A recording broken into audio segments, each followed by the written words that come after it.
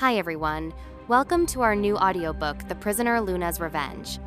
I really appreciate it if you could subscribe or liked the video. It helps me a lot. The novel of the same name is also available on Amazon Kindle. If you enjoy this book, please support the author's work by clicking the link below. Now, let's start. Chapter 1. After 4 years in the prison. Celeste's POV. Fucking life. Fuck. The Omega beside me was cursing under his breath. Cold. Bone-chilling cold.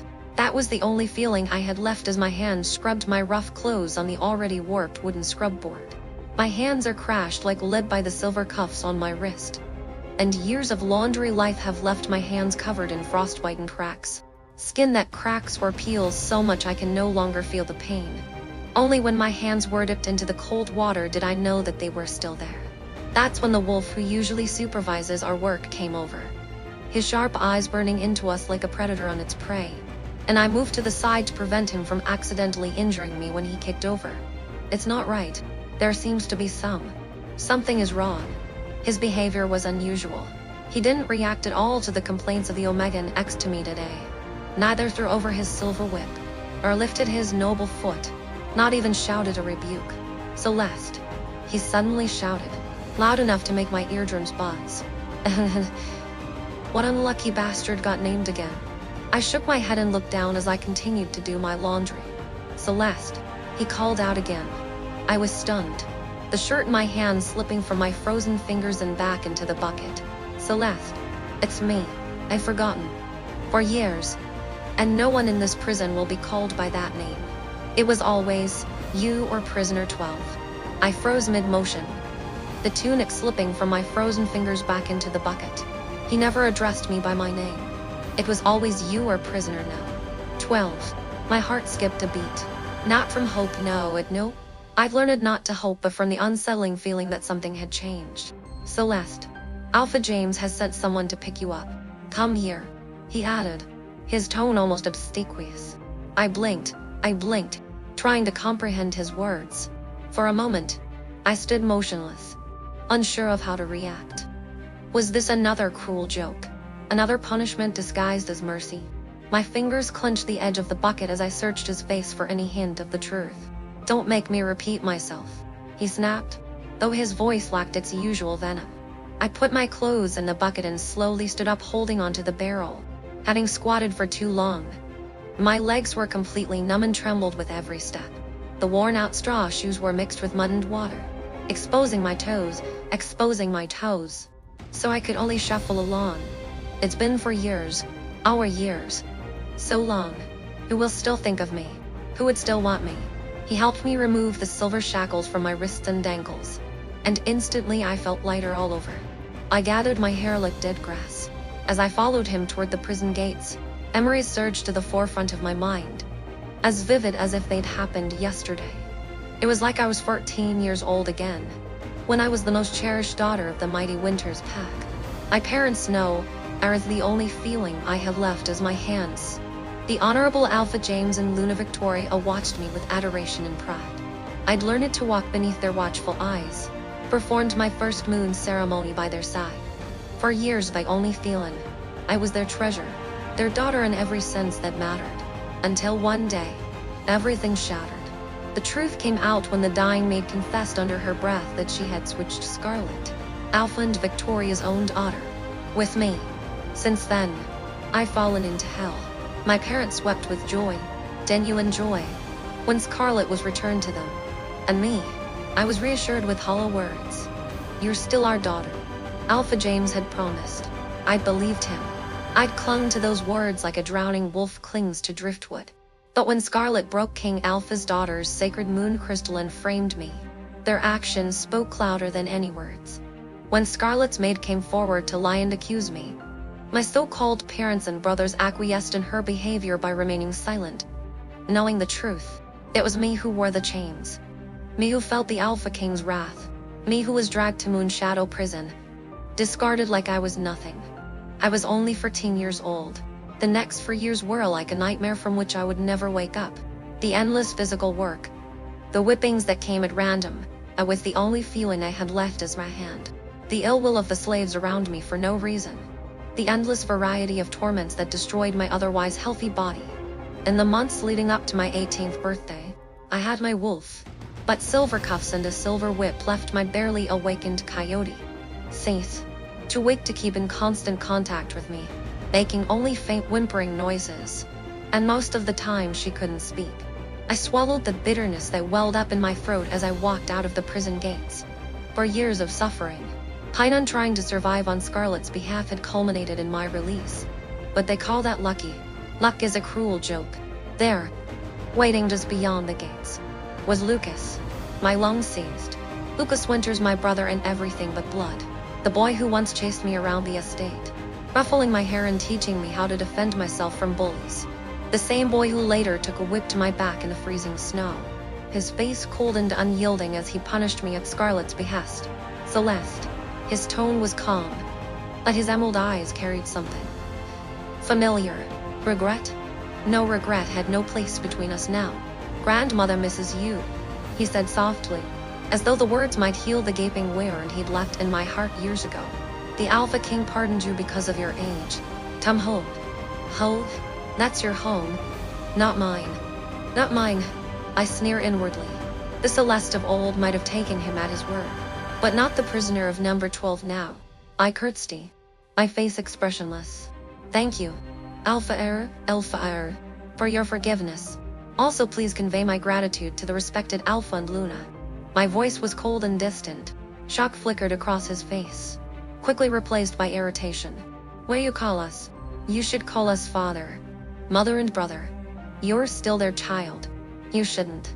A sharp laugh escaped me, unbidden and bitter. Their child? The words burned as I said them. How many times in the past 4 years have I begged the moon goddess to let my parents rescue me, even if it was just to look at me? No, not once. I got nothing. His jaw tightened. Don't speak to me like that. I dipped into another shallow bow, the mockery and the gesture unmistakable. My fault, future Alpha. The tension crackled between us like a live wire. He visibly wrestled with his next words before turning toward the car. Fine. Don't keep grandmother waiting too long. His voice was clipped, but beneath it, I thought I heard worry, or was I imagining it? Lucas's long strides quickly carried him to the sleek car parked a short distance away. I followed hesitantly, my weak and malnourished body barely able to keep up. Each step was agony, but I refused to ask for help. Not from him, not from anyone. By the time I reached the vehicle, my legs felt like lead. I instinctively moved to the back seat. I suddenly seemed to hear the distant echoes of Scarlet's voice mocking me. You're not worthy of sitting next to Lucas, she'd hissed as children years ago, a silver whip in her hand. The memory tightened like a noose around my lungs. Sit in the passenger seat, Lucas ordered, his tone shook. No, I said firmly. My voice wavered. I forced myself to stand tall. I'll sit in the back. His patience snapped. Why? Are you unwilling to come back? What are you aggrieved to that? His hand tightened on the car door as his temper flared. I flinched, led bored, but his anger only grew. Scarlet suffered for 14 years because of you. He spat, his voice shaking with fury. You've only suffered for years for her sake. What gives you the right to feel wronged? The words hit me like a whip across the chest. My heart sank. The numbness I'd cultivated for years cracking under the weight of his accusations. His hand clenched, and without another word, he slammed the car door shut and climbed into the driver's seat. Walk if you're so unwilling, he bit out before driving away, the tires kicking up icy slush that splattered onto my already worn clothes. I stood there, trembling not with anger, not even with sadness, but with something far colder and deeper, resignation. When the taillights of Lucas's car disappeared from view, I forced my legs to move. The journey to the Alpha's pack house loomed ahead, the thought of facing them, all of them, filling me with dread. My body, weighed down by the silver cuffs, felt a sharp pain in my body with every step. My prison shoes offer me no protection, much less slip resistance. I could barely feel my toes when my feet hit the snow. If I wasn't careful, I slipped on the snow and my foot was cut by a sharp rock, blood dripping onto the snow.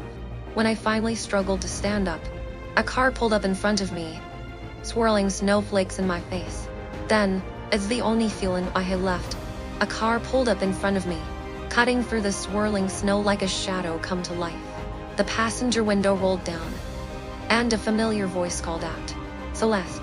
My wolf teeth, very weak from the silver cuffs, seemed to move a little. I felt my knees weaken as I looked up, my breath catching in my throat. There he was, larger than life, his sharp ice blue eyes piercing me even from the distance. Alexander. My what fiancée, my first and only love.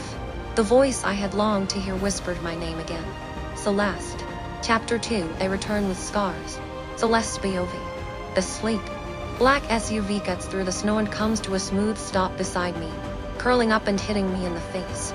The icy blue eyes that had haunted me and kept popping up in my dreams for years stared back at me. For years had not dulled its sharpness. If anything, time had intensified the quiet majesty and magnetism of his gaze. "Little moon." His low voice echoed in the howling wind. "What are you doing here?" Little moon. The nickname struck me like a blow to the chest, pulling up memories I thought I had buried. Memories of warm laughter, stolen touches under the starlit sky, and whispered promises of forever. "Alex." My wolf whimpered. I forced my expression into neutrality, lowering my head instinctively, though every fiber of my being screamed against it. "But to Alexander," I said firmly, my voice void of the affection I once held for him. Respectful, but distant. "Alexander, my former fiancé lover, is one of the bravest warriors in the Royal Wolf Pack and one of the Alpha King's most valued betas. The Alpha King even promised to give him his own territory in the future, making him the alpha of the new pack. Such a perfect man. The man I fell in love with at the beginning of my love affair is now like a dream to me." His brow furrowed, the sharp line of his jaw tightening. His eyes dropped to my legs, noting my hesitant stance, the slight limp I couldn't fully suppress. Something unreadable flashed in his gaze before it hardened. "Get in," he ordered, his tone leaving no room for argument. The small part of me that still believed in freedom rebelled against the command, but the infinitely larger part, weary and resigned, simply nodded. I limped to the passenger side and hesitated before opening the door. Alexander's sharp gaze followed my every move. I could feel it, like physical weight pressing down on my already overburdened body. As soon as I climbed into the car, his familiar scent filled the air. The smell of pine and winter frost. They used to intoxicate me, but now the smell chokes on my chest, leaving nothing but infinite heartache. The warmth of the vehicle was a harsh contrast to the bitter cold outside. My numbed fingers twitched slightly, the heat stinging as feeling returned. He said nothing as he started driving. I tried to move my body slightly to relieve the pressure on my injured leg, but failed. I could only try to move my injured leg with my hand, but I inadvertently touched the wound left by the silver whip, and I couldn't help but twitch and warble slightly. Alexander noticed. Of course he did. His jaw clenched again and his hands gripped the steering wheel. There was still silence between us. He didn't speak. I didn't know what to say. My former fiancé. I loved him for so many years, but in the end, the past between us, which I regarded as a treasure but he discarded as if it were his. My eyes wandered, unintentionally drawn to the back seat. Then I suddenly realized. A familiar box, made of precious wood, wrapped in delicate red ribbon, resting on the leather upholstery. It's mooncake, Scarlet's favorite. My stomach twisted into a hard knot. "You should have waited for someone to escort you." His voice broke the silence abruptly, low yet commanding. "It's reckless to walk in your condition." The words grated against my nerves. For years, I was the only fiancé. I hadn't had the comfort of anyone looking out for me. To hear him spout such sentiments now was equal parts ironic and infuriating. "I don't need. I managed on my own for years," I replied flatly, keeping my gaze fixed on the passing snow outside. His knuckles tightened, the faint hum of his wolf's presence brushing against my frayed senses. "That doesn't mean you should keep doing so." "The winter pack." I snapped my head toward him. "The winter pack." My voice was sharp, dripping with disbelief. "I think we both know where I stand with the pack." The quick glance Alexander shot me was unreadable. His lips tightened, but he said nothing further. She whimpered faintly in the back of my mind. Despite everything, despite the pain, she still felt my overwhelming emotions for Alexander. However, the weak her is now unable to even recognize if his wolf is her fated mate. I pressed a hand against my chest, trying to still my racing heart, the ache of old wounds threatening to split open anew. When we finally reached the pack grounds, Alexander pulled the SUV to a stop in front of the main house, its grandeur glaringly ostentatious against the winter landscape. I struggled to move my body to get out of the car, and before I could, the door opened. My mother, Luna Victoria, walked toward me, her dark hair framing her perfect face. Her eyes lit up with relief. "Celeste," she breathed, extending her arms as if to embrace me. In an instant, instinct and memory warred in my mind. My muscles tensed. Years of love for this woman intertwined with the pain of being abandoned by her. If it were the old me, I would have cried and thrown myself into her arms and hugged her at this point. But now I just dropped my eyes and bowed low right before she touched me, and I ignored Cease's whimper of pain. "Luna," I said stiffly, the title like ash on my tongue. "But not mother. Never again." Her smile wavered. The warmth in her golden green eyes flickered into uncertainty. "What are you doing? You don't need to bow to me," she insisted, her voice soft but firm. "You'll always be." Her words cut off sharply when I reflexively jerked back as her hand reached toward mine. "Celeste," Lucas's furious voice carried from nearby, and my head turned to catch his broad figure stalking toward me. His aura of dominance slammed into my already fragile defenses, forcing my body to remain lowered in submission. "Don't you dare disrespect the Luna," he snapped, his emerald eyes flaring with anger. I didn't speak, didn't look up. The memories of 4 years' worth of his punishments were enough to silence any protest. "Lucas, stop." Victoria stepped between us, her expression tight with worry. "She's been through enough, she's traumatized. Can't you see?" Lucas's words were filled with anger and his power was still pressing down on me. "Trauma is no excuse for rudeness. Mother, look at her. What is she doing to us now?" His blazing gaze fixed on me.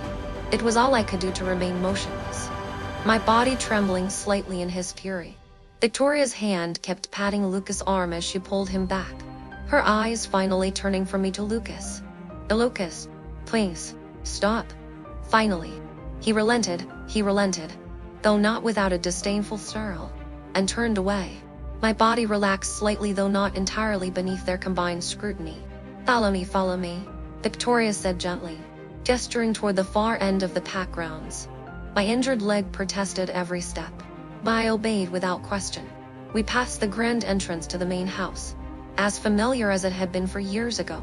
I had passed through here countless times before, but for the first time I found its warmth and light so inviting, as if mocking my lack of appreciation back then. Yet we did not enter the main house. She led me onto the back, to my destination for the day, a smaller, older building behind the main house, isolated and cold in both appearance and atmosphere. It wasn't hard to figure out what this meant. This wasn't my home.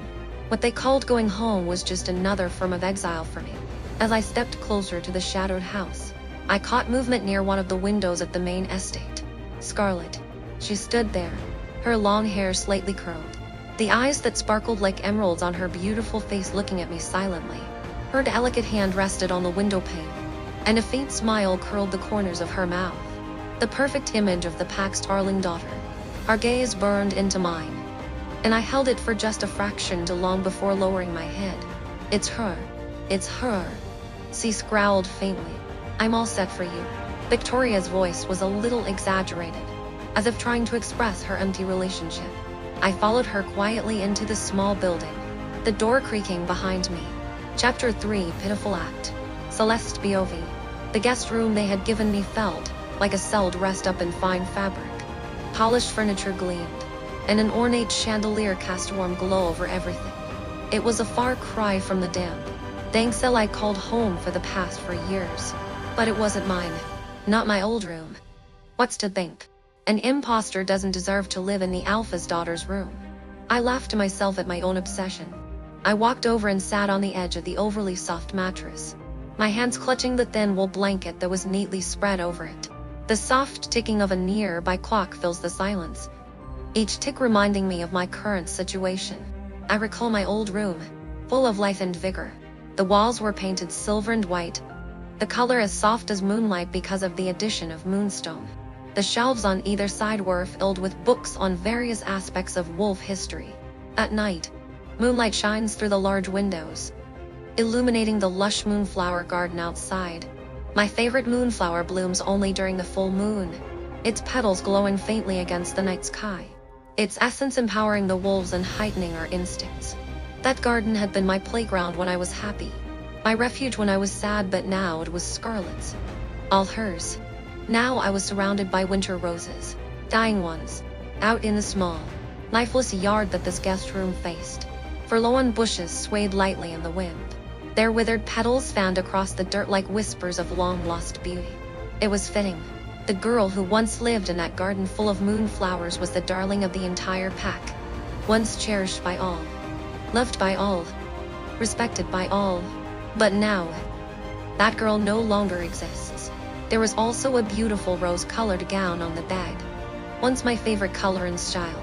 But I just picked it up and looked at it, folded it and put it back. A knock on the door startled me. I stiffened immediately, my body instinctively bracing for anything. "Come in," I said, my voice sharper than I intended. The door creaked open, and in walked a wolf, silver hair cropped short, sharp gray eyes, and a stance that screamed an elite warrior. The winner's insignia was stitched crisply onto her black uniform. "You're Nina, correct?" I asked, already knowing the answer. My gaze narrowed. She nodded, her movements precise. "I've been assigned to assist you, Miss Celeste." Assist? No, this wasn't assistance.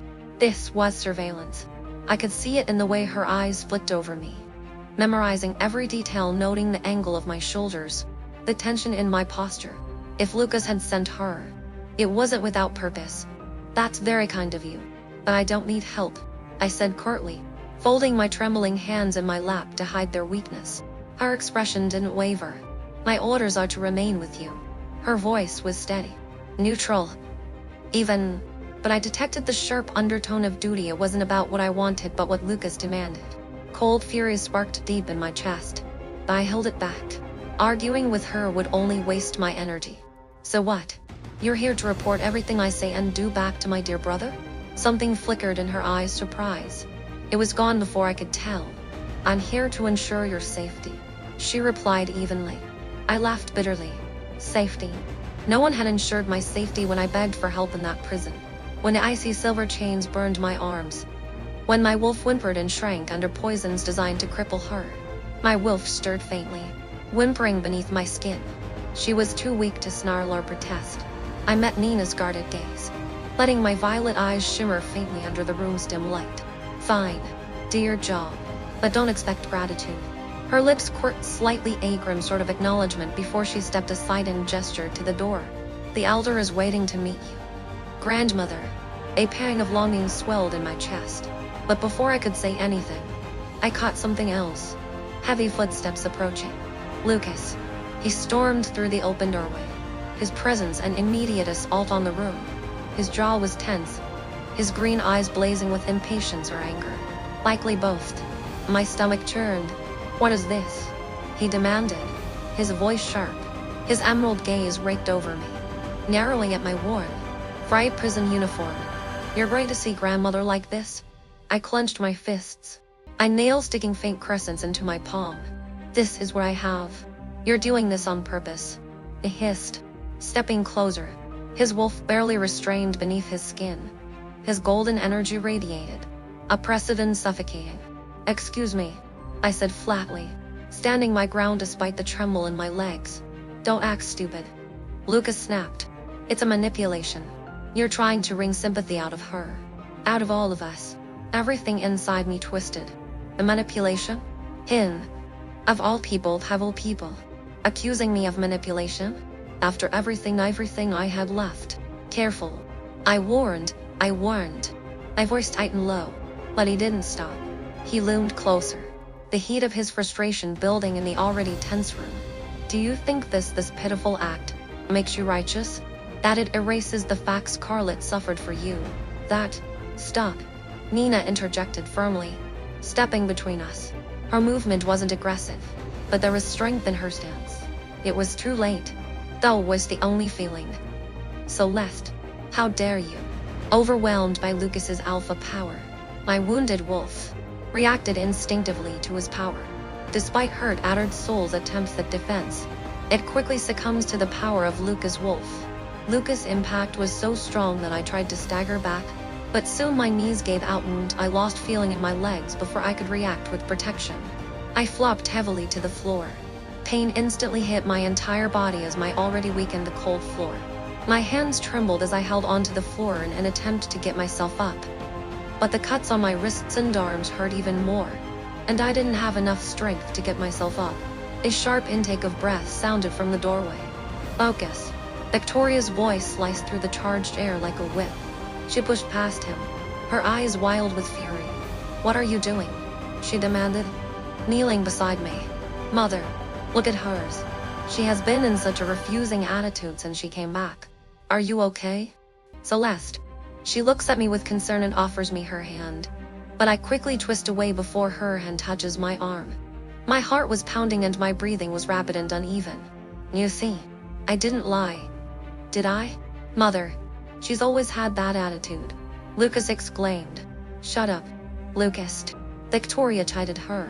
"Celeste, why haven't you changed into your new clothes yet?" Victoria asked, her voice soft but urgent, a sharp edge to her gaze in addition to concern. I stilled. My chest tightened painfully as anger and humiliation boiled beneath my skin. She wanted answers. "Fine. The clothes you prepared for me are not my size. They are all too small. The sleeves too short to cover these," I replied calmly. I rolled up my sleeves. The breaths in the room collectively stopped. Silver scars crisscrossed my arms, the burns angry and jagged even after all this time. "What?" Victoria started, her hands trembling as they hovered over my scars. The venom lingered beneath my skin even now, dulling my wolf's ability to heal. The lines shimmered faintly, that was the only faintly unnatural and alien against my skin. I didn't say a word. My silence spoke loud enough. Tears welled in Victoria's eyes. "No wonder." Her voice broke. "No wonder you flinch away." Her pain cut into me almost as much as the silver chains once had. But I long stopped feeling sympathy for her misery. Scarlet gasped behind her, the sound loud and dramatic. "Why would they do this to you?" Scarlet's voice trembled. Perfectly measured, perfectly false. I stiffened, refusing to look at her. "Why?" she asked again, louder this time, as though she was truly horrified. "Why?" My voice was bitter, the sarcasm in it sharp. "Because I broke the sacred moon crystal." The room seemed to hold its breath. Even Lucas, always so quick to speak, stayed silent. Or so the Alpha King's daughter said. I continued, casting a sharp glance at Scarlet. "And for breaking it, they chose to punish me this way. Prison wasn't enough. Apparently." Scarlet pressed a delicate hand to her lips, her green eyes shimmering with tears as she bowed her head. She looked like the picture of regret, shoulders slouched in self-pity. But I saw it, that flicker of satisfaction in her gaze before she lowered them. I wanted to laugh. Chapter 4, Playing for Sympathy. Celeste's POV. I struggled to support myself with my hands and stood up, holding onto the doorframe.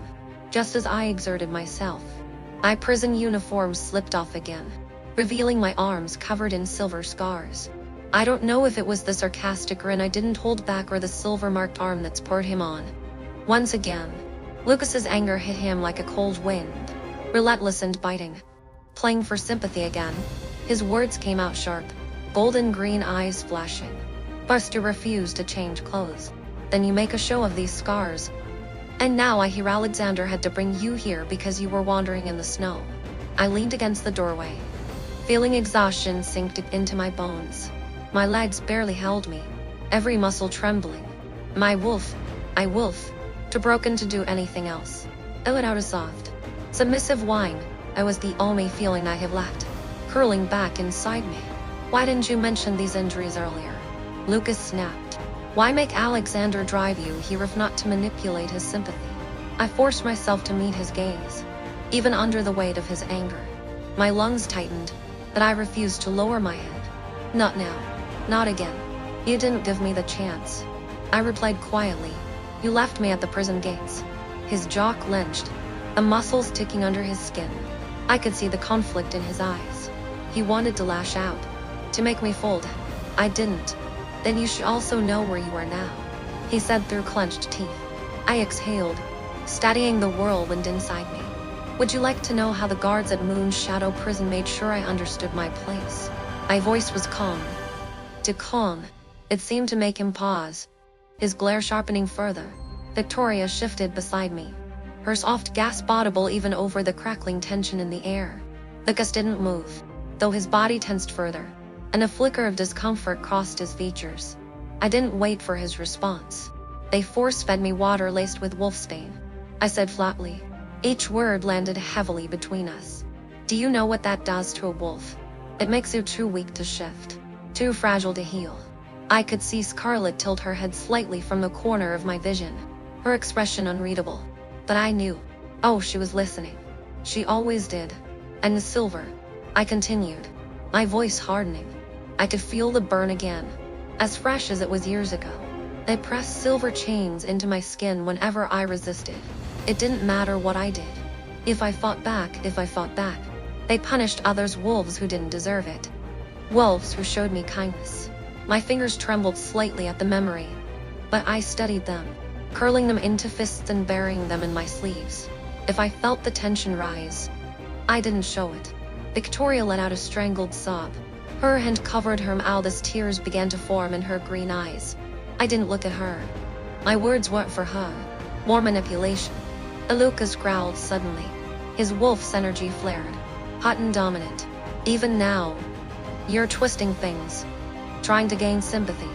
You even made sure Alexander would find you walking alone in the snow. I saw his car pull up after I left, always playing the victim to get his attention. I almost laughed at that. How could I manipulate when he had abandoned me at the prison gates? He stepped closer, and I could feel the intensity radiating off him. Now let me guess, he hissed, venom thick in his words. Even Alexander believed you, didn't he? More lies to manipulate him. The sharp mention of Alexander made my heart twist, and I didn't let it show. I straightened my shoulders, forcing my chin higher despite the trembling in my legs. You need to remember your place. Lucas snapped. Alexander belongs to Scarlet now. He's not here for you. Look at you now. How do you deserve to be compared to Scarlet? After all, it was once the family that knew me best. Lucas knew me too well, and those words of his pierced my heart like a sharp knife as he whimpered. Lucas's eyes swept over my entire body, and I saw disgust and disdain. I couldn't help but speak when his eyes stopped on my limp leg. You're concerned about my limp, aren't you? I began, my voice low. I didn't wait for him to answer. That limp you so conveniently notice now. It happened 4 years ago.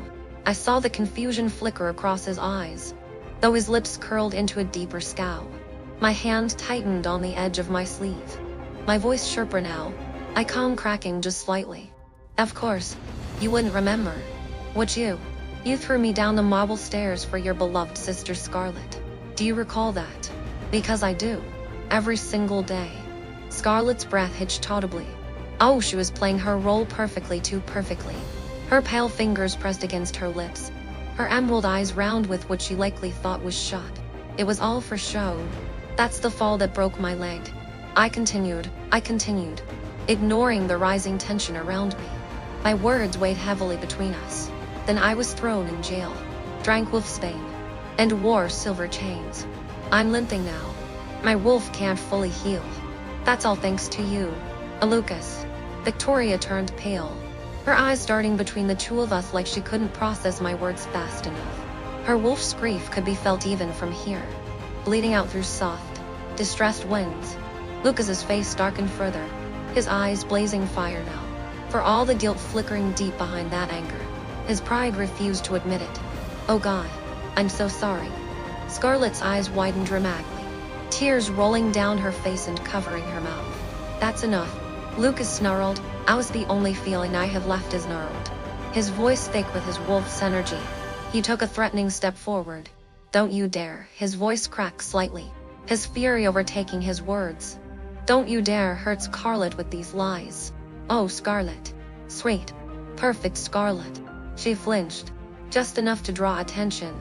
A perfectly timed tremble passed through her shoulders. Her cheeks stinged with pink. She was the injured party now. casting me effortlessly as the villain. My stomach churned at the sight. I felt disgusted not just with her, but with all of them. I had no energy left for this. For playing their games. I'll postpone meeting Elder. I said hollow lie. My voice didn't rise. Didn't soften. It was vacant. Cold. None of this was worth it. Nothing I said or did would mean anything. Not to them. Not anymore. Lucas stood tense. Rigid like a storm ready to break loose. His silence was heavy. Accusing. Victoria's sobs grew softer, though her pain seemed to drain the air from the room. Now's the only feeling I have left of my held. I want to rest. Please leave. Alexander's POV. My wolf steel clock lauded me. Restless and enraged as I stood just beyond the shadows. My hand tightened around the narrow neck of the bottle, the medicine inside sloshing gently as my grip involuntarily shook. I had come here for Elder. For something as simple as delivering this bottle, but now I stood frozen. Silent. Witnessing something I never should have seen. Celeste's voice had cut through the hallway like it was laced with silver itself. I could feel every ounce of her pain. Every crack in her defenses. It was there. Clear as day. Though no one else seemed to notice or care. Steel Claw growled. A deep, low rumble that vibrated through my entire being. He hated this. The scent of her pain mingled with bitterness and anger in the air. My jaw clenched as Lucas snapped at her again. His careless words only fueled the rage burning deep inside of me. How could he not see it? The weight of what she carried pressed into the room, suffocating anyone who dared look too deeply. Every word she spoke destroyed me. She carried scars I could only guess at. But now she spoke of them plainly. Of Wolfsbane, silver chains, and Lucas. I couldn't stop myself from bristling when she threw that at him, the limp. His hand breaking her wolf's body. Steel claws urged. My nails pressed into the wooden frame. I would know and protect her. Why did no one stand at her side? Scarlet made a sound. Feigned innocence dripping with deceit. My teeth ground together. I fought to keep my stance steady. The bottle cool against my palm. And then, she turned and walked away. Even weak. Even frail. She left behind nothing but silence and the heavy weight of her pain bearing down on every corner of the hall. When Lucas turned on me, his molten green gold glare landing like a spear. My patience was gone. You're here again. His words were barbed with suspicion. I didn't flinch. My expression didn't crack. Delivering medicine for Elder. I replied. My tone clipped. He didn't bother to hide his distrust. And it had to be now. Steel claws urged again. His disdain reflecting my own. Forcing my voice to maintain its calm. I matched Lucas's sharp gaze head-on. Unless you'd like to explain to Elder. I said. My tone flat as ice. Why she can't have the medicine she asked for. Chapter 5 Reject the Remedies. Alexander's POV. Apparently my words about Elder's medicine didn't sit well with Lucas. His emerald eyes glittered gold. And the energy of his wolf, blood blade, hit me hard. Searing and sharp. Why were you really at the prison gates? He growled, his voice slow, seething with barely contained menace. You should have been with Scarlet, your intended mate. Not rushing to Celeste's side. I didn't flinch. My stance deliberately relaxed. Steel claw hummed quietly within me. His energy icy, steadfast. What exactly are you accusing me of? I asked. My tone measured. Almost casual. You shouldn't have shown up at the prison gates today. I'm not stupid. Alexander. Lucas grimaced. But not only did you show up, you showed up at just the right time to smoothly get her into your car. It's because you left her at the prison gate that gave me the opportunity to get her in my car. Lucas' words made me want to laugh. You gave me that chance. Bro, don't play dumb with me. He snapped, taking another furious step forward. For years ago, you chose Scarlet. And now all of a sudden you want to play the hero? The accusation stung. But I kept my expression neutral. Interesting words from the brother who threw her down marble stairs. His face twisted with rage. You dare? I dare because I watched you break her. I cut in. My voice sharp as ice. And now you pretend to care? With your healing stones and remedies. Alexander, what the hell is wrong with you? When the pack arranged a mate contract between you and Celeste in the past, she was so fond of you and always clung to you. But you were indifferent to her. Now you've become Scarlet's being. And you've started to pay attention to Celeste. I warn you, I warn you, I only have these 2 sisters. Don't force me to break our friendship." Upon hearing this, I scoffed and looked up at Lucas, full of mockery. "The way you say it now makes it seem like you care so much about Celeste. He is truly hypocritical. The one who cruelly salted Celeste's wound is him." My wolf growled to me. My words choked all of Lucas's anger in his throat. He silently stared at me, and after a long while only uttered, "Don't forget, 4 years ago you were also there and did not help her. She hated me. And she also hated you." "I know." I silently lowered my eyes. "The snacks I prepared for her in my car. She didn't touch them. She hasn't even touched the water and medicine I prepared for her in the car. I think that if she didn't want to come back and see her grandmother today, she wouldn't even get into my car." "What does she call me today?" Berta Alexander is polite but impersonal in that way. Never before has she called me that. To this spot, my heart sank even more. She used to love me so much. When I was discussing business with Lucas, she would sneak glances at me, no matter how angry I made her. As soon as I showed her the slightest kindness, she would immediately come to me in a cheerful mood. Lucas is still losing his temper. Those prison guards are a bunch of scumbags. No matter what, Celeste is still the daughter of the Winter Pack Alpha, and our pack is one of the strongest under the Royal Pack's jurisdiction. How dare they be so cruel to my sister? Even if it's the Royal Pack Princess Order, are they really without any scruples? Next, Lucas glared at me. "Did you bring the battlefield medicine you used?" "My medicine is specially made for warriors at the treatment center, and it works exceptionally well." "No," I replied coldly, but still took out a medicine box from my chest. But she twisted her ankle. "This box of medicine should work."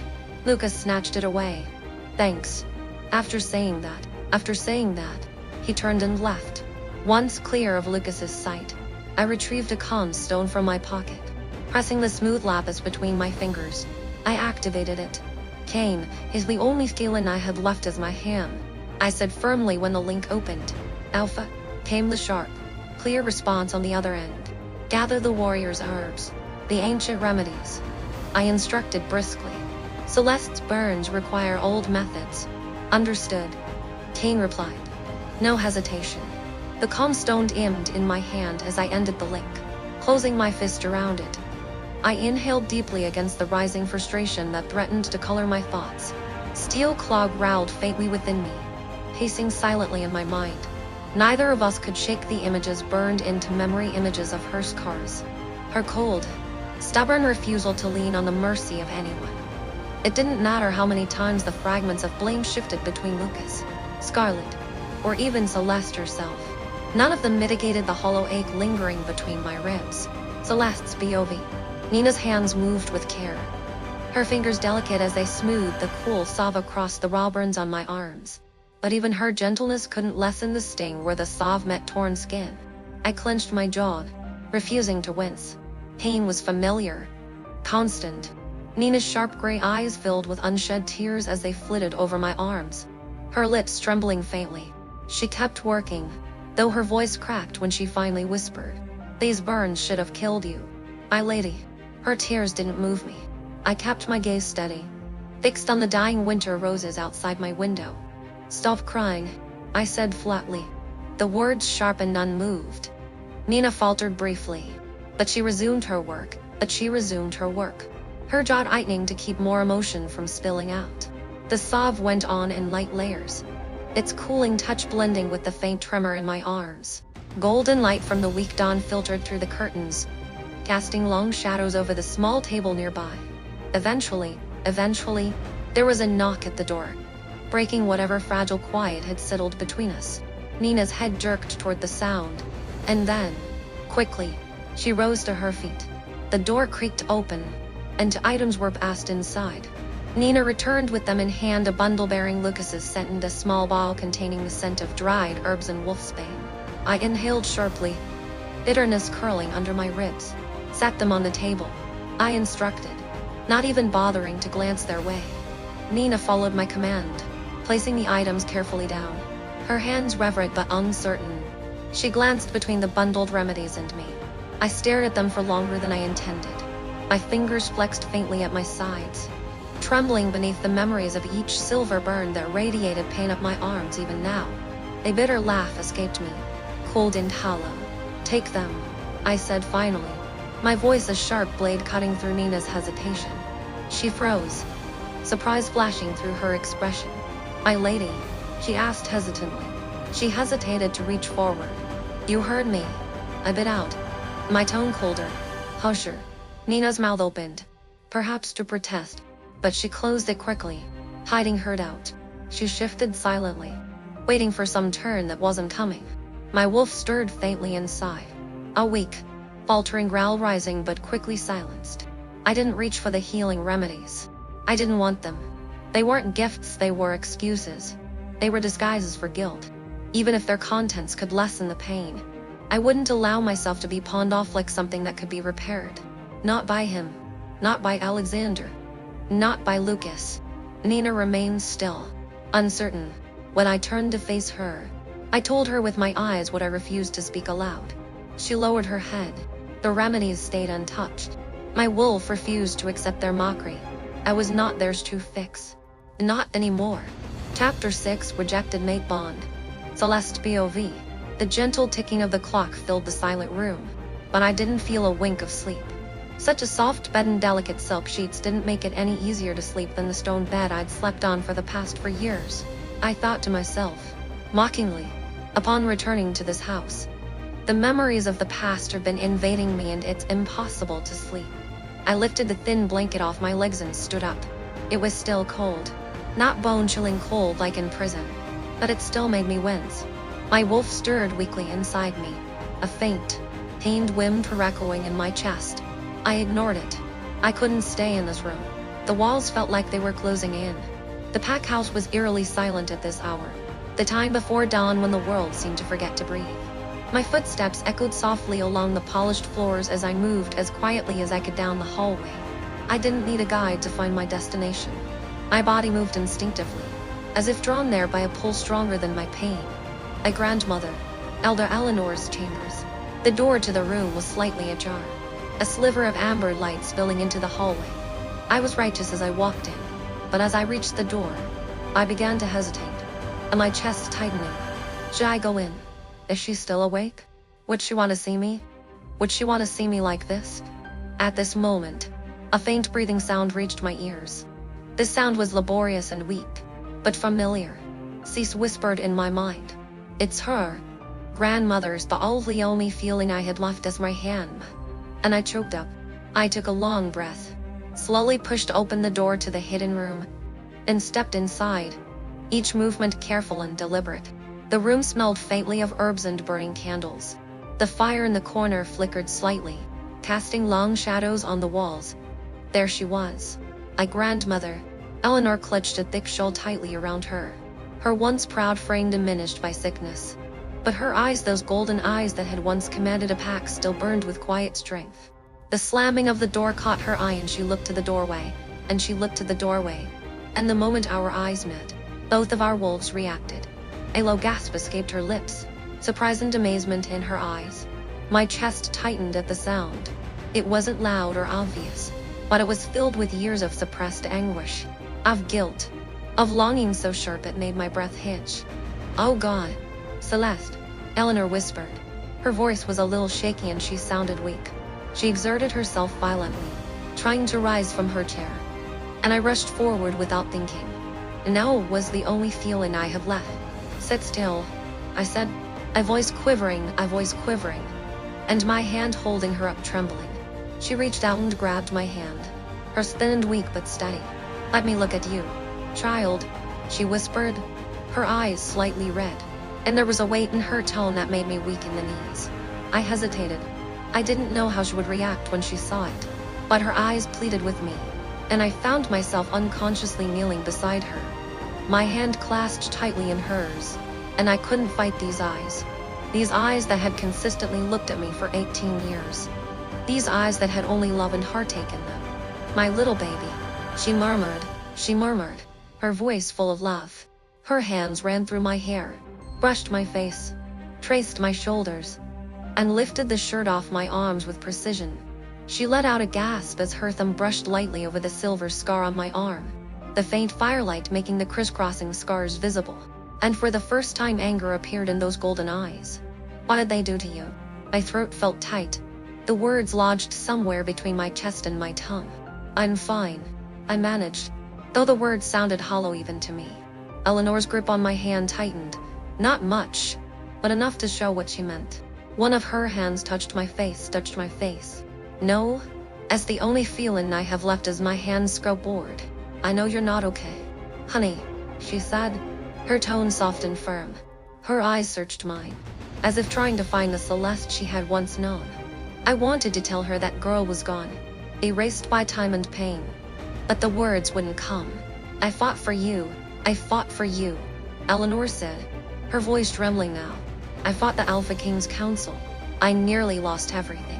They said I was wasting my strength on a traitor. But I didn't care. You're mine. Do you understand that? You'll always be mine." My chest ached, a deep, sharp pain I didn't know how to process. I nodded slowly. My eyes felt sore, the aggravation of finally being understood. But over the past 4 years I had learned well how to hold my tears back. For me, tears did nothing but show weakness. For a moment, there was silence between us. Just the quiet sound of the fire crackling, and the faint, steady rhythm of her breathing. I squeezed her hand, but the soft peace of the moment didn't last. The door creaked open, and I turned sharply. Victoria stepped in, her presence as elegant as always, though her green eyes darted nervously around the room as if she were looking for something or someone to blame for the unease that lingered in the air. Scarlet followed close behind, the perfect picture of innocence as she moved delicately into the room. Her emerald eyes widened, her auburn hair cascading over her shoulders like she had wandered out of a painting. "Good morning, Mother," Victoria said to Eleanor, her voice carefully measured. Her gaze flicked to me briefly, but she said nothing. Scarlet offered a soft smile, the kind that looked sweet but felt like poison. "Grandmother, I hope we're not intruding." If Eleanor was affected by their arrival, she hid it well. Her hand didn't loosen its grip on mine.